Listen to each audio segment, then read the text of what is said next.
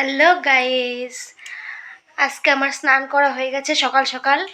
আর আজকে ষষ্ঠী, তো আমরা সবাই ষষ্ঠীতে যাব, দাদু বাড়িতেও যাব, মার ওখানেও যাব। তো দেখতে থাকো আমার এই ব্লগটা, আর যেটুকু পারবো সেটুকু তোমাদের সঙ্গে শেয়ার করব।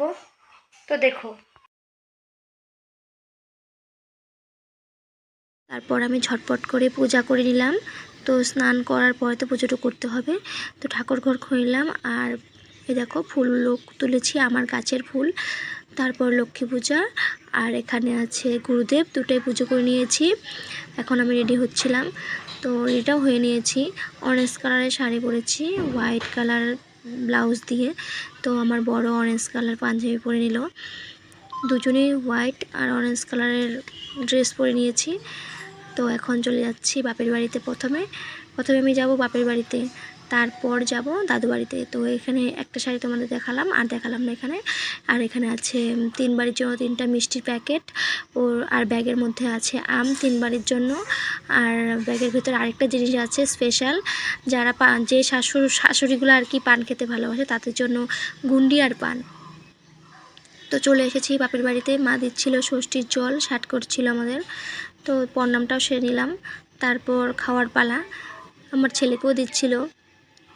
ওরা দিতে দিতে ভিজিয়ে ফেলেছিল, নাতি হয় আর কি তো করবেই। তারপর আমদুধ খেয়ে নিলাম, একটু খেয়ে নিলাম। দাদু বাড়ি যেতে হবে, তো এই দেখো দাদু বাড়ি চলে এসেছি বস্কা বাস্কিগুলো নিয়ে। তার ব্যাগটা বেশি ভারী ছিল, তো চেয়ারে রেখে নিল আগে। তারপর ছোটো কাকি দিয়ে দিল আগে ষষ্ঠীর জল, তারপর ঠাকুমা দিয়ে দিল। তো ঠাকুমা দিচ্ছিল, আর এখানে দেখছিলাম পিসি পুরা ব্যস্ত ছিল আম কাটায়। আর এদিকে ষষ্ঠীর জলটা দিয়ে কাঁঠাল ভাঙ্গায় ব্যস্ত ছিল, কাঁঠাল দিয়ে দুধ দিয়ে আম দিয়ে দিবে আমাদের। আর এই পাশে দিচ্ছিল বড় কাকি, ষষ্ঠীর জলটা দিয়ে দিল। আর একটু হাওয়াও করে দিল, ভীষণ গরম ছিল। এই দেখো পিসিও দিয়ে দিল আমাদের ষষ্ঠীর জল। আর এখানে যার যার জামাইকে তারা খেতে দিয়ে দিল। পিসাকে দিয়েছে ঠাকমা, আর ছোটো কাকে দিচ্ছিল আমার বরকে। আজকে ষষ্ঠীর দিন, আজকে ষষ্ঠীটা আমি ঠাকমা বাড়িতেই খাবো, ঠাকমার ঘরে। তারপর শাশুড়িগুলো পুরো খেয়ে নিল। তারপর পিসি রান্না করলো, আর দাদু শ্বশুর বাড়ি যাচ্ছে। এখন দুপুর 3টা বেজে গেছে। আর এদিকে বোন, দিদি, জামাইবাবু সবাই চলে আসলো। আর এসেই ষষ্ঠীর জল নিয়ে নিয়ে নিল, আর আমি 1 গ্লাস করে সবাইকে শরবত করে দিলাম, সবাই খেয়ে নিল। তারপর আমরা আবার খাওয়ার জন্য ডাকাডাকি শুরু হচ্ছে। তো কাকি বলল আয় চলে আয়, সবাইকে খেতে দিব। যার যার ভাস্তি জামাই মেয়ের জামাইকে খেতে দিল, ছোটো কাকে খেতে দিয়ে দিল। তারপর আমরা এখানে খেতে বসবো। তো ডাল, এ দেখো ভাজি হয়েছে, এখানে ডাটা চশনি, মাছের ঝোল, ছোটো মাছের চটচটি, আর মাছের মাথা দিয়ে মুড়ি ঘন্ট হয়েছে চাল কুমড় দিয়ে। আর এখানে চাটনিও আছে, আর বড় মাছের ঝোলও আছে, অনেকটাই আছে, সব কিছুই আছে। আর দই মিষ্টিটা তো আর দেখাতে পারলাম না, ওগুলো ফ্রিজে আছে, তো দেখালাম না। আর দাদাও দুপুরবেলা খাওয়া দাওয়া করে শ্বশুরবাড়ি চলে গেলো। আমরা পুরো মস্তি করলাম।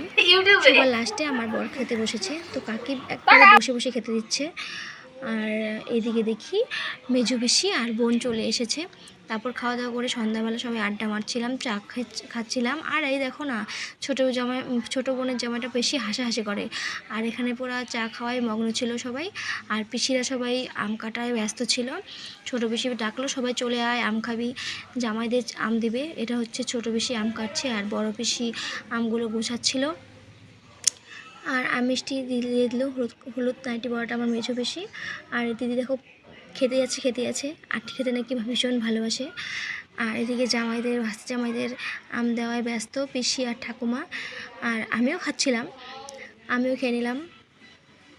আর ওইদিকে আমার মা, কাকি, ওরা নাতি আর নাতিনদের নিয়ে পুরা ব্যস্ত ছিল। তো আজকের ব্লগটা এই অবধি, টাটা।